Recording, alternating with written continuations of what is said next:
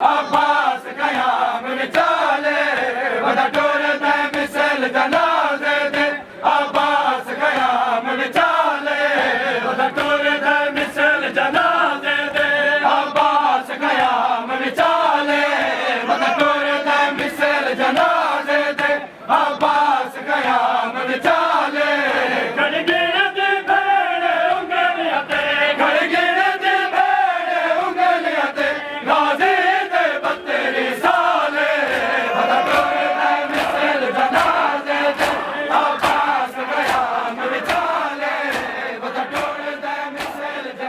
बिस्मिल्लाहिर्रहमानिर्रहीम। आपका मेज़बान शकील हैदर आपके खिदमत में हाजिर है और आप देख रहे हैं आपका वो चैनल भखर नेटवर्क। आज 7 मुहर्रम अल हराम है। मुल्क भर के अंदर जो जुलूस हैं उनका इनकाद शुरू हो चुका है और भखर के अंदर भी जो मरकज़ी और कदीमी जुलूस हैं बरामद हो रहे हैं। आज ये जो मेरे पीछे आप जुलूस देख रहे हैं सैयद अनायत अली शाह साहब के घर से बरामद हुआ है। मरकज़ी जुलूस है, रिवायती जुलूस है। अपने मुकर्रर रास्तों से होता हुआ ये थल्ला गुलन शाह के ऊपर पहुँचेगा। वहाँ पर मजलिस बर्पा की जाएगी और फिर वहाँ से ये जुलूस कदीमी इमाम बारगाह जाएगा। वहाँ पर मजलिस बर्पा की जाएगी और फिर वहाँ से दोबारा ये जुलूस थल्ला गुलन शाह पर पहुँचेगा और वहाँ पर इख्तिताम पजीर होगा।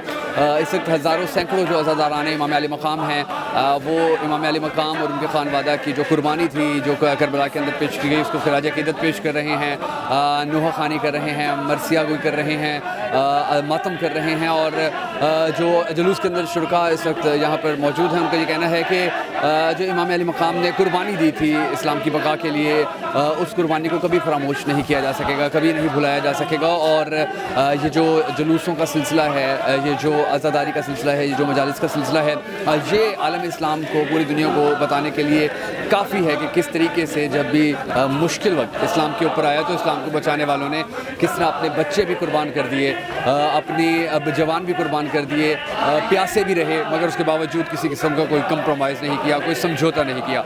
ये जुलूस अपने मुकर्रर रास्तों से अब रमा दमा है। हम सबको दुआ करने के अल्लाह तबारक व तआला भखर समेत मुल्क भर के जितने भी जुलूस हैं, जितनी भी मजालिस हैं, उन सबको इसी तरह पुरअमन रखे और 10 मुहर्रम का दिन जो है वो पुरअमन तरीके से गुजरे। इस वक्त मैं गरबी बाज़ार के अंदर मौजूद हूँ और 7 मुहर्रम अल हराम का भखर सिटी का जो मरकज़ी जुलूस है वो अपने रास्ते पर गामज़न है। अब ये जो गरबी बाज़ार में पहुँचा है तो इसके बाद जो मुख्तलिफ इलाकों यानी कि मोहल्ला मलका वाला से होता हुआ कदीमी इमाम बारगाह पहुँचेगा।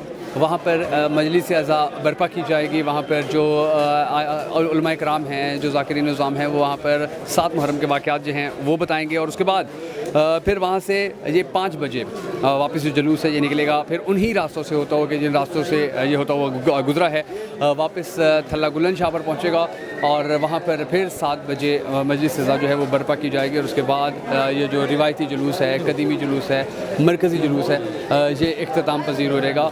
7 मुहर्रम के हवाले से जो अगर हम 61 हिजरी के वाक़यात के ऊपर नज़र डालें तो उनमें जो सबसे अहम यानी कि जिसके लिए आज ये सारे जुलूस वगैरह निकले हुए जो वाक़या था वो यही था कि मुकम्मल तौर के ऊपर जो दरियाए फ़रात था उसके ऊपर यज़ीदी अफवाज ने कब्ज़ा कर लिया था और जो पानी था वो बंद कर दिया गया था। और आज ही के दिन के बाद यानी कि 8 मुहर्रम, 9 मुहर्रम, 10 मुहर्रम तक जो अहले बैत उज़्ज़ाम हैं, नबी मुकर्रम सल्लल्लाहु अलैहि वसल्लम का जो खानवादा था उनके ऊपर पानी बंद रहा और उसके बाद उनकी शहादत हुई।